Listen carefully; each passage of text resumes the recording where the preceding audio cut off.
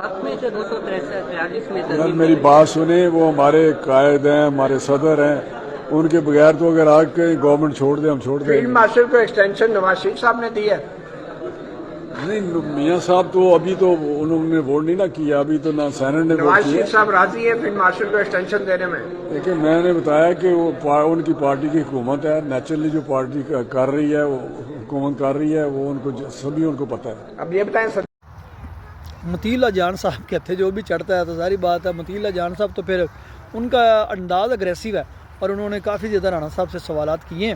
تو آگے یہ اسلام آباد میں کوئی منسٹر صحافی اور طرح کے ہیں، شیخ پورہ کے صحافی نہیں ہیں. یہ شیخ پورہ کے صحافیوں کے ساتھ جو ہے وہ بات چیت وہ بھی سنیں، یہ اسلام آباد والی آپ نے سن لی ہے.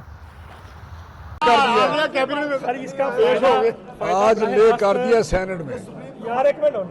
اس کا فائدہ براہ راست عوام کو یا پاکستانی معیشت دیکھیں کو جب آپ کے بالکل ہوگا، اس لیے ہوگا کہ جب چیزیں گورننس بہتر کرنے کے لیے کی جاتی ہیں، جب چیزیں انصاف دینے کے لیے بہتر کی جاتی ہیں، تو یقینی طور پہ عوام تک اس کا اچھا معیشت پہ بھی اچھا اثر پڑتا ہے. ہمارا 79 کا اگر یہ ترامیم پاس ہونے جا رہی ہیں تو اس آئینی ڈھانچے کو متاثر کر رہی ہیں یہ ترامیم، کیونکہ یہ بات بہت چل رہی ہے کہ یہ آئین کو بالکل اس کا حلیہ بگاڑ دیا ہے. یہ دیکھیں پراپوگنڈا ہے. کون سا دیکھیں ہمارا جو آئین ہے اس کے جو آپ پڑھیں گے نا پہلے شروع میں جو اس کا دیا ہوا ہے اس میں وہ ہے کہ یہ اسلامک ریپبلک ہوگا جس کا اسلامی وہ نظام پہ اس کا ہم لیجسلیشن کرتے رہیں. قرارداد مقاصد اس میں شامل ہے. پھر یہ جو پارلیمانی سسٹم ہے اس کو کچھ نہیں اس کو ہو رہا. لیکن یہ تو دیکھیں نا اگر آرمی کے لیے کوئی سٹرکچر چینج کر رہے ہیں تو اس سے آئین کا تو کوئی مقصد نہیں. کوئی امپرومنٹ ہونی چاہیے، ساتھ ساتھ کو ضرورت پڑتی ہے.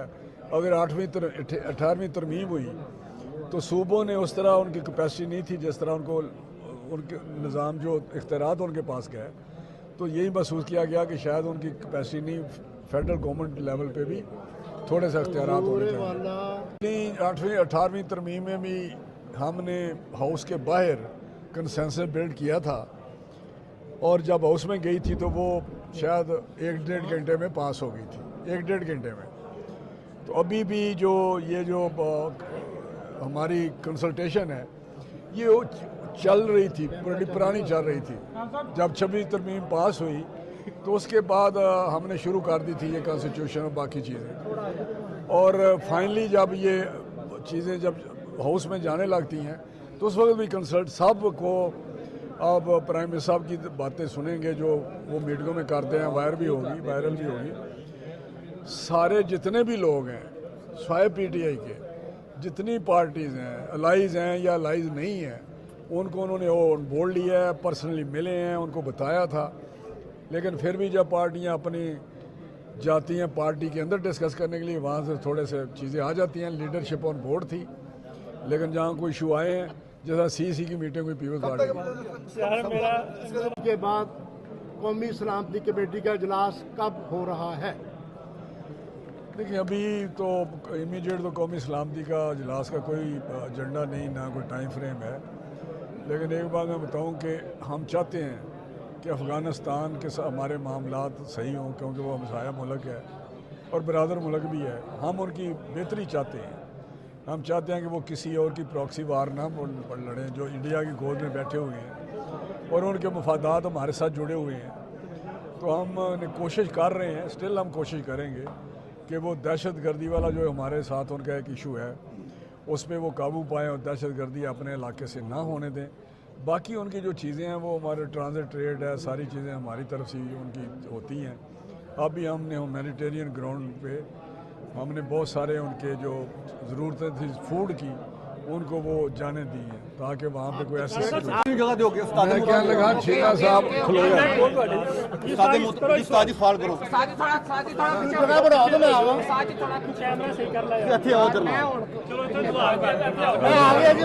اسی مہینے میں 27ویں ترمیم مکمل ہو جائے گی. وہ عوام پہ بھی ہوگا، پاکستانی معیشت پہ بھی ہوگا، یا صرف اداروں، فوج اور سیاستدانوں کے خلاف گھومتی رہے گی؟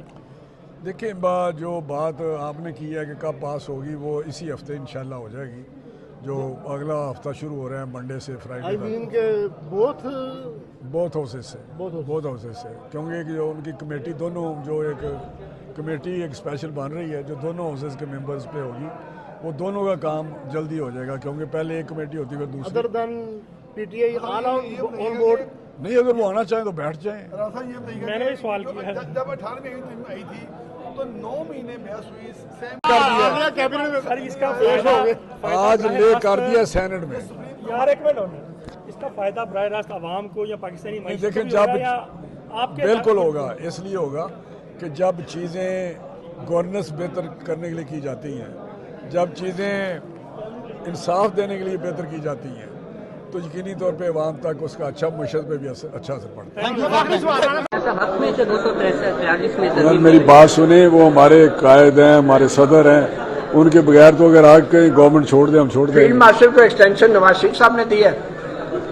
नहीं, मियाँ साहब तो अभी तो उन्होंने वोट नहीं ना किया, अभी तो ना सेनेट ने वोट नवाज किया। शरीफ साहब राजी है फील्ड मार्शल को एक्सटेंशन देने में। देखिए, मैंने बताया कि वो उनकी पार्टी की हुकूमत है, नेचुरली जो पार्टी कर रही है, वो हुकूमत कर रही है, वो उनको सभी उनको पता है। अब ये बताएं इसमें दो तीन बातें जो की गई हैं ख़ास तौर पे जो हैं क़रारदाद मकासद के हवाले से या आइन के इस्लामी होने के लिहाज से, तो वो मैं बताता चलूँ कि इस्लाम में तो कहीं भी जो है लाइफ टाइम जो है आप कह लें कि इम्यूनिटी हासिल ही नहीं है। इस्लाम के बड़े बड़े जो मीन के जय्यद जो आप गुज़रे हैं, सिपा सलार गुज़रे हैं, खुलफा राशिदीन गुज़रे हैं।